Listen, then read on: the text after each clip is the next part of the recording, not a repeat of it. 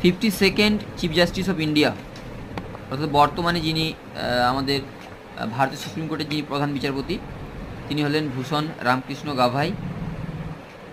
নীতি আয়োগ চেয়ারম্যান নরেন্দ্র মোদী। নীতি আয়োগ চেয়ারম্যান, নীতি আয়োগ হচ্ছে প্ল্যানিং কমিশন যেটা ছিল, সম্ভবত 1951-52 প্ল্যানিং কমিশন হয়েছিল। তারপর বা আমি হয়তো সালটার ক্ষেত্রে আমি হয়তো ভুল হতে পারি, কারণ আমার খুব একটা খেয়াল এই মুহূর্তে মনে পড়ছে না। তো সেই নীতি আয়োগ সেটারই রিফর্ম করে নীতি আয়োগ তৈরি হয়, এবং এই নীতি আয়োগের চেয়ারম্যান প্রধানমন্ত্রী হবেন, সুতরাং বর্তমানে নরেন্দ্র মোদী। নীতি আয়োগ ভাইস চেয়ারম্যান যিনি আছেন বর্তমানে সুমন বেরি। সিডিএস যিনি রয়েছেন general Anil Chauhan. Chief of air staff air chief marshal Amarpreet Singh. Chief of army staff general Upendra দ্বিবেদী।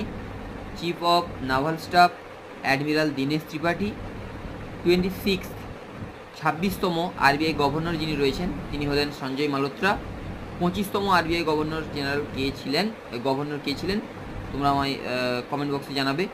CAG of India বর্তমানে রয়েছেন কে কৃষ্ণমূর্তি। ক্যাগের পুরো নাম কি? কার দ্বারা নিয়োগ হয় ক্যাগ? এটা তোমরা কমেন্ট বক্সে জানাবে। ইসরোর চেয়ারম্যান ডক্টর ভি নারায়ণন। এবং তোমরা এর সাথে আমাকে জানাবে